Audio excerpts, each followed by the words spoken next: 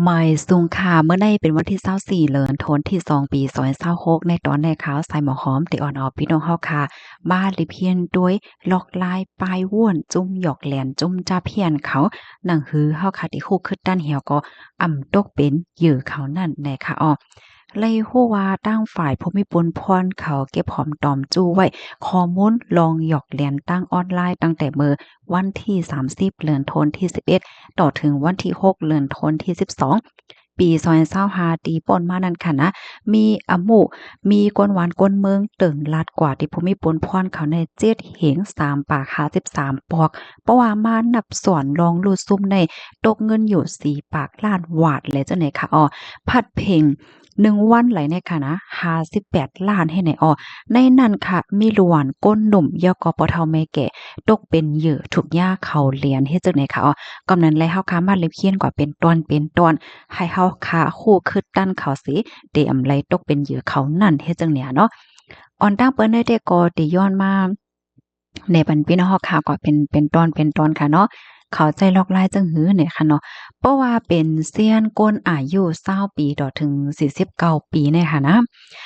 เขาได้ด้วยทีละหลายเนี่ยเขาได้ด้วยว่าก้นเซียนในมีการมีงานเฮ็ดเดียวค่ะอันญาตเหรียญในมีอยู่145,000เหง3ปากปลาย2ในเพราะว่ามันนับส่วนเงินในค่ะนะ8เหง2ปาก23ล้านวัตต์เรียกว่าอีเนี่ยค่ะเนาะลวงตั้งที่อันจุ้มหยอกเหรียญเขาปักตาด้วยเป็นเป้าหมายเขานั่นได้ก็เขาหันก้นเสี้ยนในว่ามีรายไหลมีการมีงานปยก็รายจ่ายซื้อค่ะเนาะซื้อตั้งกินตั้งยำซื้อเครื่องใช้โคตื้อว่าสังว่าเฮ็ดจังเนี้ยค่ะเฮียก็ก้นเสี้ยนในโซนใจตื้อตั้งลองการลงตื้นตีอันไหลนำแมทนำต้อนค่ะ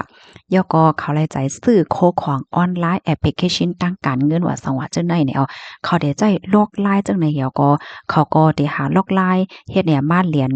มาเกาหนังหือตีจางคอไลเฮ็ดให้นั่นค่ะน่ะมันป้องว่าเซียนอายุเซียนหนึ่งและเซียนหนึ่งเขาเอาลอกลายอันมาเหรียญในเหมือนกันในกำในเฮาค่ะมาด้วยเทียงเซียนหนึ่งค่ะเพราะว่าเป็นเซียนอายุ50ปีต่อถึง60ปีในซ้ำในอันย่าในที่มีอยู่33,000แห่ง8บาท75ใน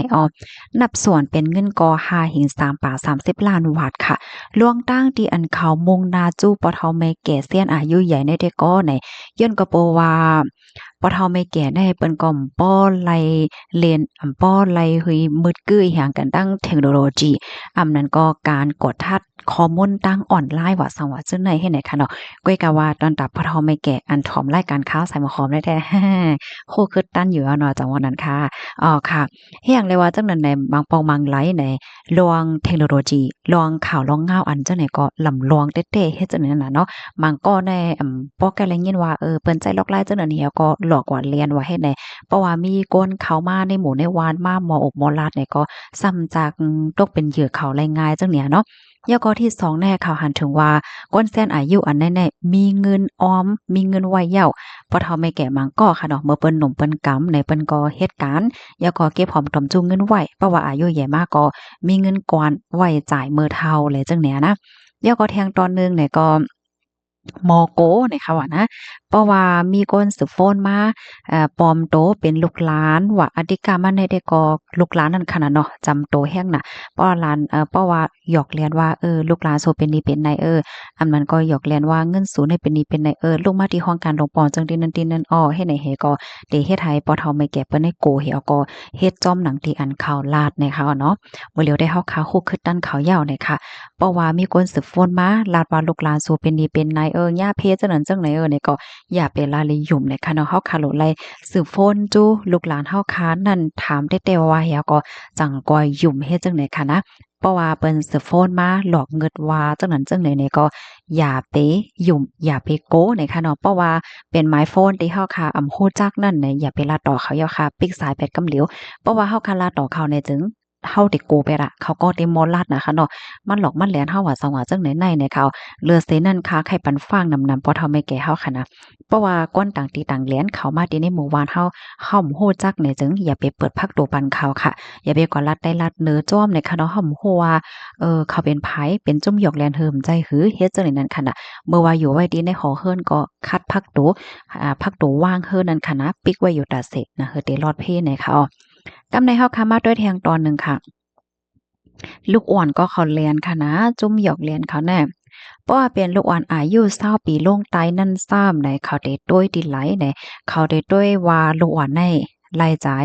ของเลนให้เนี่ยนะลูกอ่อนอันญาติเรียนได้มีอยู่เกาเหง8ปากค่ะว่าเพราะว่ามันนับสอนเป็นเงินอันซุ่มกว่าใน1ปาก93ล้านเฮ็ดจังได๋ค่ะอ้อเขาหันถึงว่าลูกอ่อนได้สนใจไล่อันมาเจ้าเหมือนจังว่าเฮ็ดจังนั้นจังไหนสุดได้ไล่มาเที่ยงทางไทยเขาฮ้องว่าไล่เสริมเนี่ยค่ะเนาะปยก็โคกของอันหลายๆมาอันมันก็โคกของฟรีแหละจังไหนที่2เนี่ยก็ใจ social media ค่ะเล่นเกมว่าสังว่าเฮ็ดจังไหนอันเป็นจุ้มเรียนเขาเนี่ยก็เขาได้อยู่ไว้จอมเงาลายจังแนวค่ะในเกมว่าใน social media ว่าในเขาก็ได้ปักดาด้วยลวงตรงหนึ่งของล้วนในเสียก็หาล็อกไลน์เอ่ออันมันสิเป็นเฮ็ดในคันในล้วนในขณะเมื่อแต่มันในเขาได้ซื้อโฟนมาหลอกเงินว่าเป็นจังนั้นจังไหนเฮปยก็มาตินันติในแลเนี่ยเพราะว่าลูกอ่อนกว่าเย้าเขาเนี่ยก็ได้เอาตัวลูกอ่อนไว้เฮปยก็ให้ลูกอ่อนเนี่ยซื้อโฟนหาพ่อแม่เขาให้เอาเงินมาปันจังนั้นจังไหนให้เอาเงินร้อยมาจังนั้นจังไหน